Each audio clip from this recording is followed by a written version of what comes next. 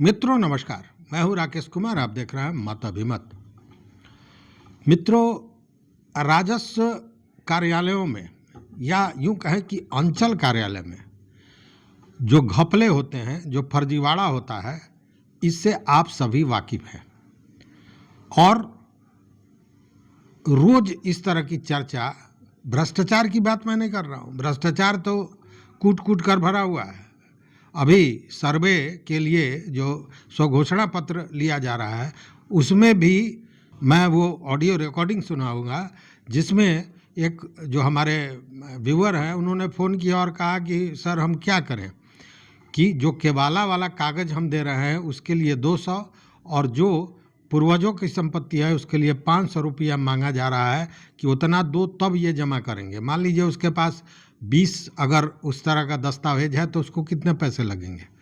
और ये जो गति धीमी है, इसको लेकर ये बहुत बड़ा कारण है। लेकिन ये आम चीज़ है। अब देखिए, जब एक ही मर्ज बार बार होते रहता है ना, तो उस मर्ज से आदमी का नज़र हट जाता है। वही स्थिति अभी बनी हुई है। लेकिन मैं फर्जीवाड़ा की बात कर रहा हूँ। फर्जीवाड़ा मतलब जैसे अभी आपने देखा होगा लौरिया में सर्वे हुआ, 60 काश्तकारों का, 60 रैयतों का जो लगातार अपने ज़मीन पर काबिज हैं, रसीद कटा रहे हैं, लगान दे रहे हैं, और उनका नाम हटाकर किसी अन्य का नाम दे दिया गया था, जिसको लेकर बवेला हुआ।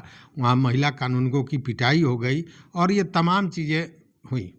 उसी तरह फिर एक फर्जीवाड़ा सामने आया है और इस फर्जीवाड़े पर कड़ा रुख अपनाया है राजस्व परिषद के अध्यक्ष के पाठक ने। के पाठक को आप जानते हैं, कड़क मिजाज के पदाधिकारी हैं, ईमानदार हैं। उनके ईमानदारी पर कोई उंगली नहीं उठा सकता है।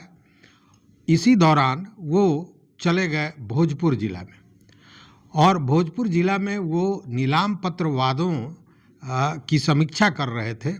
उसी दौरान उनको ये जानकारी मिली, ये खुलासा हुआ कि वहाँ पे एक बड़े भूखंड को, जो गरमजरुआ ज़मीन था, सरकारी ज़मीन था, उसको किसी भी स्थिति में किसी की भी जमाबंदी उस पर कायम नहीं की जा सकती है, उसको बंदोबस्त नहीं किया जा सकता है, वैसे ज़मीन को बंदोबस्त कर दिया गया। इसको लेकर के पाठक बड़ी सख्त हुए और उन्होंने वहाँ के जिलाधिकारी को तुरंत ये निर्देश दिया कि इन सारे चीज़ों का जांच कराइए और जांच कराकर सख्त कार्रवाई कीजिए। जिला पदाधिकारी ने एडीएम को यह जांच दे दी है और जांच शुरू हो गई है। अब वहाँ हड़कंप मचा हुआ है। हड़कंप मचने का कारण कि उस ज़मीन पर लगभग 228 लोगों को जमाबंदी कायम की गई है। 228 लोगों की जमाबंदी कायम की गई है, मतलब समझ रहे हैं कि भूखंड भी बहुत बड़ा होगा। तो यह भूखंड कितना बड़ा है तो जान लीजिए, 349 एकड़ का यह भूखंड है, जो सरकारी ज़मीन थी और उस पर गलत ढंग से जमाबंदी कायम कर दिया गया।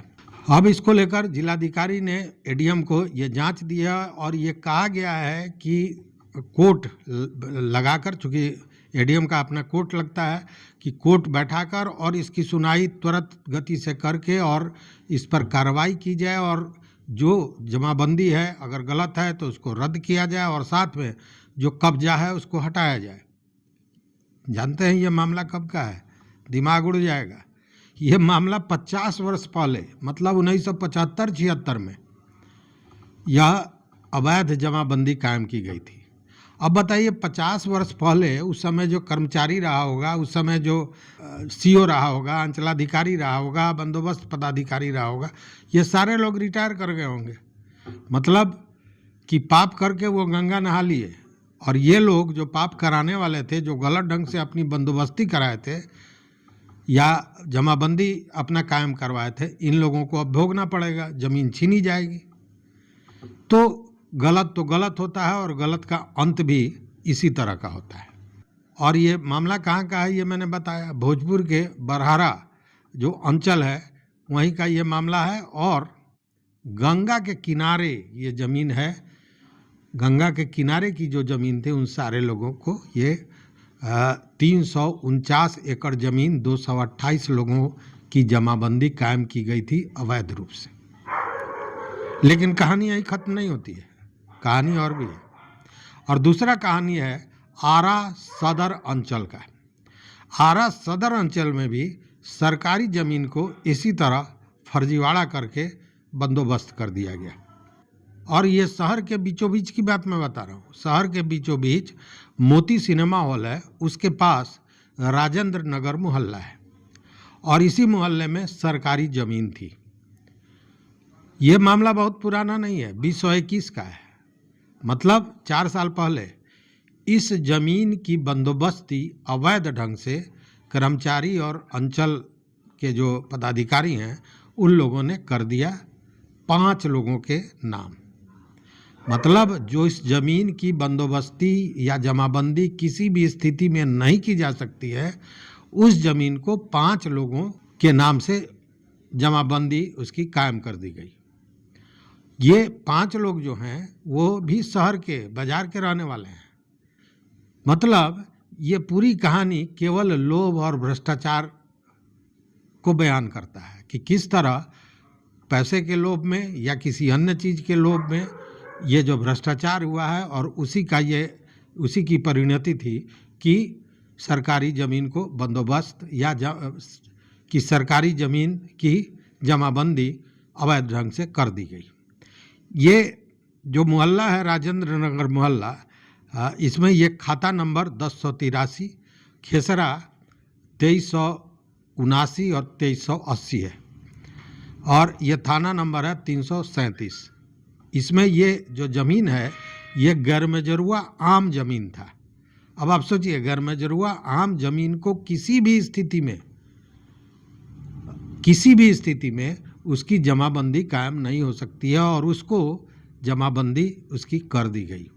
ये 5 लोग जिनके नाम से जमाबंदी की गई है ये हैं रंजीत बहादुर माथुर, इंद्रजीत बहादुर माथुर, किशोर चंद्र माथुर, गिरिजा बहादुर माथुर और गिरिराज बहादुर माथुर। इन लोगों के नाम से ये अवैध जमाबंदी है। अब इसको लेकर जो वहाँ के डीएम हैं तनय सुल्तानिया, उन्होंने स्पष्ट कर दिया है, एडीएम को यह निर्देश दिया है कि तुरंत इसकी जांच करें और जो लोग इसमें संलिप्त रहे हैं उन पर कड़ी कार्रवाई की जाएगी, ऐसा डीएम का कहना है। अगर कार्रवाई की जाएगी तो अच्छी बात है। जैसे 50 वर्ष पहले का मामला जो भोजपुर का था, उसमें तो जो पदाधिकारी होंगे वो रिटायर कर गए होंगे, बहुत लोग होंगे जो अल्लाह को प्यारे हो गए होंगे, लेकिन ये तो 2021 का मामला है।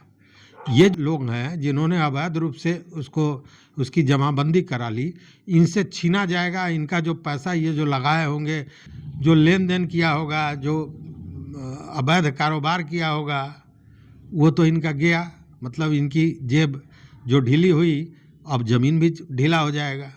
लेकिन कहने का मतलब कि इनको तो सज़ा मिल जाएगी, ज़मीन छीना जाएगा, कब्जा हटेगा, इनका पैसा डूबेगा।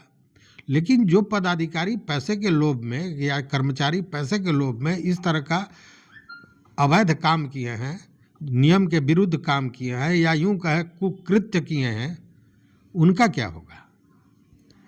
डीएम ने तो कहा है कि कड़ी कार्रवाई होगी। अगर कार्रवाई होती है तो ये निश्चित रूप से स्वागत योग्य है। चूँकि होता अब तक यही है कि पदाधिकारी कर्मचारी जो गलत करते हैं तो उनको धीरे से पतली गली से निकाल दिया जाता है, उस पर कोई कार्रवाई नहीं होती है और भुगतता वो है जो लोभ में गलत काम करवाता है।